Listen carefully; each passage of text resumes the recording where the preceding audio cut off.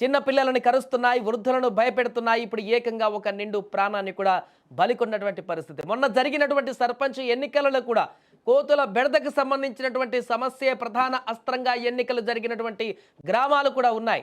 అంటే ఎంత తీవ్రమైనటువంటి పరిస్థితి ఉందో గ్రామాలలో కోతులకు సంబంధించిందనేది దాన్ని బట్టి మనకు అర్థమవుతుంది. ఇలా అనేక గ్రామాలలో తెలంగాణ, ఆంధ్రప్రదేశ్లో అనేక గ్రామాలలో ఇదే పరిస్థితి. అడవుల్లో ఉండాల్సినటువంటి కోతులు ఇప్పుడు విపరీతంగా ఊర్ల మీదకి రావడానికి గల కారణాలు ఏంటి? అక్కడి నుంచి ఊర్ల నుంచి కోతులను పూర్తిగా తరిమేయడానికి గల పరిస్థితులు ఏ రకంగా ఉన్నాయి? వాటిని ఎలా కనుగొనాలి? ఆ యొక్క ఊర్ల నుంచి ఆ కోతులను మరలా అడవిలోకి వెళ్ళడానికి ఎలాంటి జాగ్రత్తలు తీసుకోవాలి, లేకుంటే ఎలాంటి చర్యలు తీసుకోవాలనేటువంటి విషయం పైన ఇప్పుడు అధ్యయనం చేయాల్సిన పరిస్థితి ఏర్పడింది. ప్రాణాలు పోతున్నాయి కాబట్టి ఇప్పటివరకు పంట నష్టాలు కానీ ఇతరత్ర నష్టాలు చాలా జరిగాయి, ఇబ్బందులు ఏర్పడ్డాయి. కానీ ప్రాణాలు కూడా పోయే పరిస్థితి వచ్చింది కాబట్టి ఖచ్చితంగా దీనిపైన చర్యలు తీసుకోవాలంటూ కూడా అక్కడ స్థానికులు ఇప్పుడు డిమాండ్ చేస్తున్నారు.